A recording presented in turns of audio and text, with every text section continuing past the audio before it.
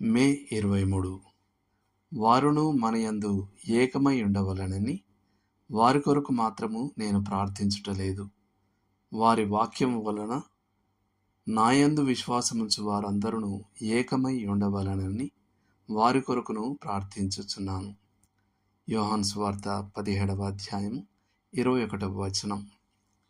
తన గొప్ప ప్రధాన యాజకుని ప్రార్థనలో మన ప్రభువు తన ప్రజలు ఏకమై ఉండవలనని 2 సార్లు ప్రార్థించాడు. 21వ వచనం నుండి 23వ వచనం వరకు. ఐక్యత కొరకైన ఈ ప్రార్థన ఐక్యతా ఉద్యమానికి, అనగా క్రైస్తవులమని చెప్పుకునే సంఘాలన్నిటి యొక్క ఒక గొప్ప సంస్థాగత ఐక్యతకు లేఖనాధారంగా తీసుకోబడింది. దురదృష్టవశాత్తు ఈ ఐక్యత ప్రాథమిక క్రైస్తవ సిద్ధాంతాలను విడిచిపెట్టడం లేదా పునర్వ్యాఖ్యానించడం ద్వారా సాధించబడుతుంది.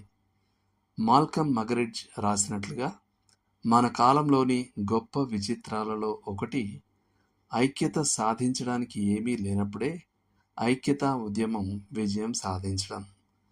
వివిధ మత సంస్థలు కలిసిపోవడం సులభమని భావించడానికి కారణం, వారు తక్కువగా విశ్వసిస్తున్నందున వారు తక్కువ విషయాలలో విభేదిస్తారు.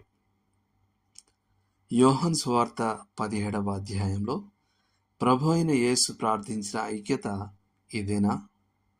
నేను అలా అనుకోను. తాను మనసులో ఉంచుకున్న ఐక్యత దేవుడు తనను పంపాడని లోకం నమ్మడానికి దారితీస్తుందని ఆయన చెప్పాడు. ఏదైనా ఒక బాహ్య సమాఖ్య ఈ ప్రభావాన్ని చూపుతుందనేది అత్యంత సందేహాస్పదం. ప్రభువు తాను మనసులో ఉంచుకున్న ఐక్యతను నిర్వచిస్తూ, తండ్రి, నీవు నాయందును నేను నీయందును ఉన్నలాగున వారును మనయందు ఏకమై ఉండవలెనని అని చెప్పాడు. ఆయన ఇంకా, మనం ఏకమై ఉన్నలాగున నేను వారి యందును నీవు నాయందును ఉండుట వలన వారు ఏకత్వమందు సంపూర్ణులుగా చేయబడుటకు అని కూడా చెప్పాడు. తండ్రి మరియు కుమారుడు పంచుకునే ఏ ఐక్యతలో కూడా మనం పాలు పంచుకోగలం. వారి ఉమ్మడి దైవత్వం అనే వాస్తవంలో అయితే కాదు. దానిలో మనం ఎప్పటికీ పాలు పంచుకోలేం. ప్రభు అయిన యేసు నైతిక సారూప్యతపై ఆధారపడిన ఐక్యతను సూచిస్తున్నాడని నేను భావిస్తాను. విశ్వాసులు దేవుని మరియు క్రీస్తు యొక్క గుణాన్ని లోకానికి ప్రదర్శించడంలో ఏకమై ఉండవలెనని ఆయన ప్రార్థిస్తున్నాడు.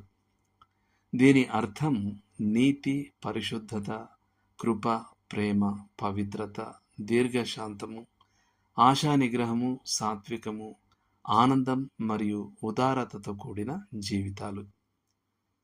రోనాల్డ్ సైడర్ తన ఆకలి యుగంలో ధనిక క్రైస్తవులు అనే పుస్తకంలో క్రీస్తు ప్రార్థించిన ఐక్యత ఆదిమ క్రైస్తవులు అవసరత ఉన్నప్పుడల్లా ఒకరితో ఒకరు ఉదారంగా పంచుకున్నప్పుడు ప్రదర్శించబడిందని సూచిస్తున్నాడు. వారు నిజమైన కొయినోనియా లేదా సహవాస స్ఫూర్తిని కలిగి ఉన్నారు.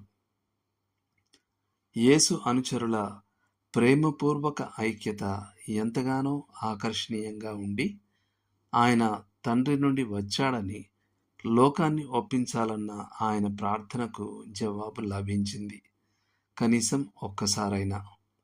అది యెరూషలేము సంఘంలో జరిగింది.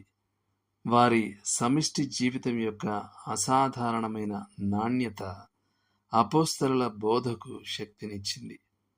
అపోస్తలుల కార్యములు 2వ అధ్యాయం 45 నుండి 47 వరకు, 4వ అధ్యాయం 32 నుండి 35 వరకు చూడండి. నేడు అటువంటి ఐక్యత లోకంపై గాఢమైన ముద్ర వేస్తుంది. క్రైస్తవులు ప్రభు అయిన యేసు జీవితాన్ని ప్రసరింపజేయడంలో ఐక్య సాక్ష్యాన్ని ప్రదర్శిస్తే, అవిశ్వాసులు తమ పాప భరితత్వాన్ని గూర్చి ఒప్పించబడి జీవజలముల కొరకు దప్పిక ఉంటారు.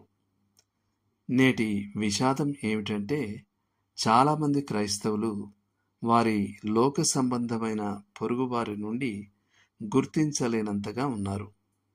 అటువంటి పరిస్థితులలో అవిశ్వాసులు మార్పిడి చెందడానికి ప్రోత్సాహం చాలా తక్కువ. దేవుడు మిమ్మును దీవించునుగాక. ఆమెన్.